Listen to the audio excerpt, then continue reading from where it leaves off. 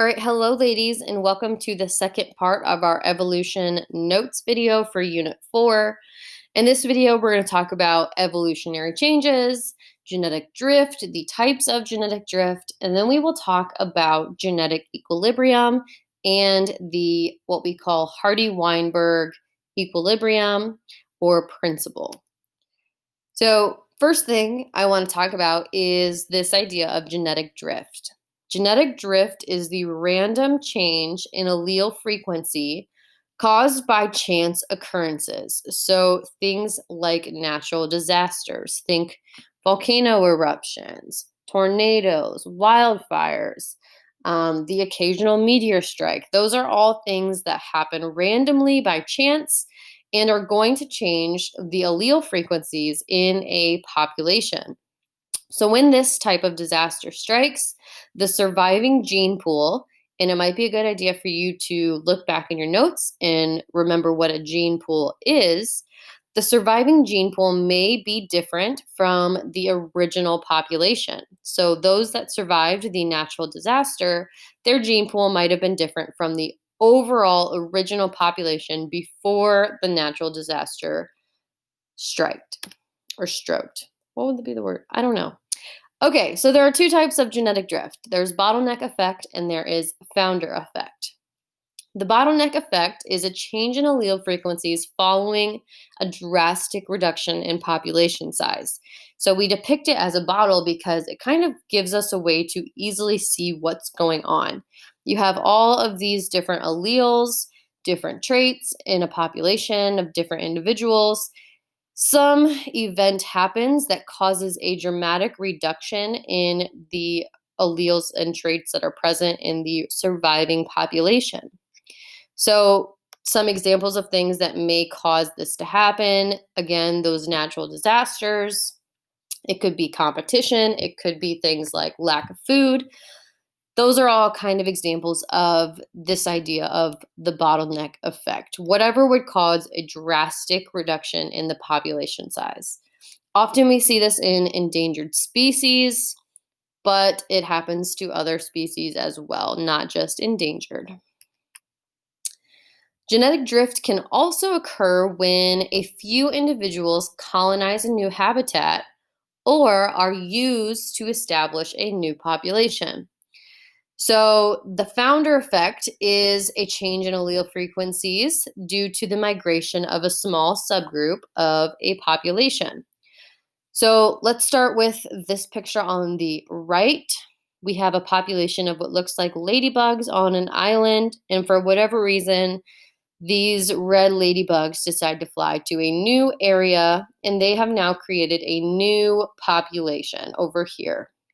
So these allele frequencies are different. The original population and the new population's allele frequencies are clearly different. There are no green ladybugs in this new population. This picture over here is to just show you how we can establish a new population in a location. So occasionally they will, scientists and people that work for the government will drop wolves in different locations to reduce the moose population or the deer population. So that is another example of genetic drift where we're using these predators to establish a new population in that area. So let's get into Hardy-Weinberg. First thing that you need to know is the idea of genetic equilibrium. That is a condition in which the population's allele frequencies remain the same. Populations in genetic equilibrium are not evolving. Think about when we talked about the models of natural selection. If there's no trait variation, there can be no type of evolution that happens. There can be no variation in the traits that get passed on to the offspring, and so no evolution. If a population's allele frequencies are the same, again, they are not going to be able to evolve. So in 1908, Hardy and Weinberg independently proposed 5 conditions in which populations could theoretically achieve this idea of genetic equilibrium. So, according to the Hardy-Weinberg principle, to maintain genetic equilibrium, a population has to have all five of these things. The first is that the population has to be very, very large. The second is that there cannot be any mutations going on within the population's genetics. The third is that there cannot be, or there has to be, sorry, random mating. The fourth one is that there can be no immigration or emigration in or out of the population's range.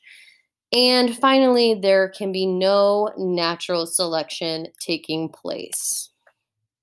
So, can populations remain constant? Well, in some populations, these five conditions may be met for a short time, but this rarely happens. It's very, very rare for a population to maintain all five of these conditions long enough for genetic equilibrium to take place.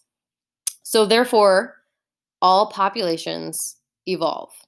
Now, there is an equation where we can actually calculate genetic frequencies and allele frequencies and figure out if a population is or isn't evolving. And I haven't decided yet if we're going to get into it as I'm recording this video, but I just want you to be aware that there is an equation that goes along with this idea. So, oh, hold on. I'm getting a Adobe Flash update. I'm not updating it. Okay, so really quickly, you should look through these questions and just see how you are doing. Disregard this one. How was relative allele frequencies calculated? We haven't gotten there yet.